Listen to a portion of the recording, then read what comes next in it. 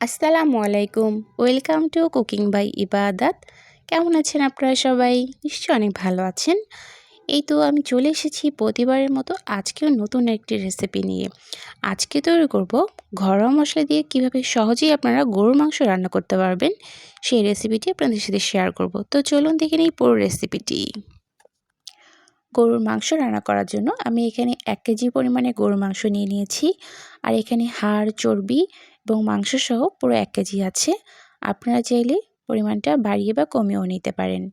মাংসের পরিমাণ বাড়িয়ে বা কমিয়ে নেওয়ার জন্য মশলার যে মাপটা আছে সেটা আমি ভিডিওর মাঝখানে বলে দিয়ে দেব। তাই ভিডিওটা স্কিপ না করে পুরোটা দেখার অনুরোধ রইল। এখানে এখন আমি সবগুলো মশলা দিয়ে নিব। এখানে আমি 3টা পেঁয়াজ এরকম করে কিউব করে কেটে নিয়েছি, সেটা এখানে দিয়ে নিলাম। দিয়ে নিচ্ছি 1 টেবিল চামচ পরিমাণে আদা বাটা, 1 টেবিল চামচ রসুন বাটা, 1 টেবিল চামচ জিরা বাটা। এখানে আমি 2টা সাদা এলাচি নিয়েছি, এলাচগুলো একটু থেতো করে দিয়েছি, এতে করে ফ্লেভারটা অনেক ভালো আসে। আর একটা কালো এলাচি, এটাও থেতো করে নিয়েছি। 3টা তেজপাতা ছিঁড়ে নিয়েছি।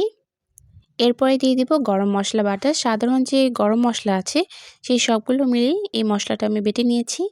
আর সাথে 1 টুকরো জয়ত্রী অ্যাড করেছি। আপনারা চাইলে দিতে পারেন, আবার ইচ্ছে না করলে নাও দিতে পারেন। আর এখন আমি এখানে কিছু গোটা মশলা দিয়ে নিচ্ছি। এখানে 2 টুকরো দারুচিনি আছে, 3-4টা লবঙ্গ আছে, 7-8টার মতো গোলমরিচ আছে। এই গোটা মশলাগুলো দেওয়ার কারণে মাংসটার মধ্যে অনেক সুন্দর একটা ফ্লেভার আসবে, এই জন্য দিয়ে নিয়েছি।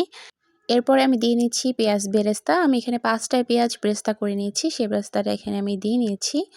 এরপরে দিয়ে নিচ্ছি স্বাদ মতো লবণ, দিয়ে নিচ্ছি পরিমাণ মতো হলুদ, 1 চা চামচ শুকনো মরিচের গুঁড়া। এরপরে 4 টেবিল চামচ পরিমাণে রান্নার তেল দিয়ে নিচ্ছি। তেলটা আমি এখানে একটু কমই দিয়েছি, কারণ মাংসের মধ্যে চর্বি আছে, এই জন্য তেলের পরিমাণটা একটু কমিয়ে দিয়েছি। সবগুলো উপকরণ দেয়া হয়ে গেলে মাংসটাকে বেশ ভালো করে এই মশলার সাথে মাখিয়ে নিতে হবে। কমপক্ষে 10 মিনিটের মতো মাংসটাকে ঠিক এরকম করে মাখিয়ে নিতে হবে, তাহলে মাংসটার আসল স্বাদ আসবে।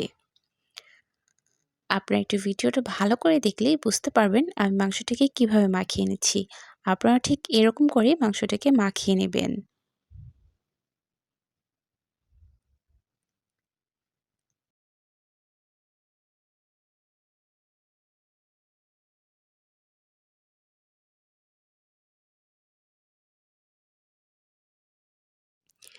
আপনারা নিশ্চয়ই দেখে নিয়েছেন আমি মাংসটাকে কিভাবে মাখিয়ে নিয়েছি।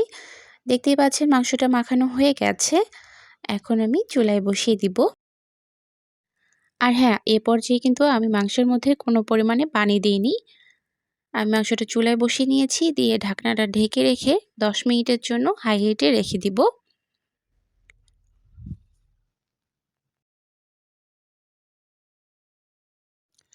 10 মিনিট পরে ঢাকনাটা খুলে দেখবেন মাংস থেকে পানি ছাড়তে শুরু করেছে। এই পানিটার মধ্যেই মাংসটা সেদ্ধ হয়ে যাবে। এখন আমি একটু নেড়েচেড়ে নিয়ে নিচ্ছি।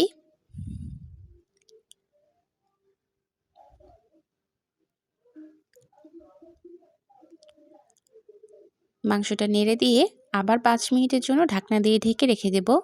আর এখন চুলার আঁচটা কমিয়ে দিতে হবে, কারণ মাংসে পানি অনেক কম। এই জন্য মিডিয়াম আঁচে মাংসটাকে রান্না করে নিতে হবে, না হলে মাংসটা পুড়ে যেতে পারে। 5 মিনিট পরে আবার ঢাকনা খুলে একটু নেড়ে দিচ্ছি। অনেক মাংস আছে আবার সহজেই সেদ্ধ হতে চায় না, সেক্ষেত্রে আপনারা অল্প পরিমাণে পানি দিয়ে দিতে পারেন। তবে খুব বেশি পানি আবার দিতে যাবেন না, তাহলে এই মাংসটার যে স্বাদটা আছে সেটা কিন্তু পাওয়া যাবে না। তাই খুবই অল্প পরিমাণে পানি দিয়ে মাংসটাকে মিডিয়াম আঁচে রেখে রান্না করে নিতে হবে। মাংসগুলো সেদ্ধ হয়ে গেছে। আমি কষানোর আগে এখানে 1/2 চা চামচ ভাজা ধনিয়ার গুঁড়া দিয়ে নিয়েছি। দেওয়ার পরে আমি এখন মাংসটাকে কষিয়ে নিচ্ছি।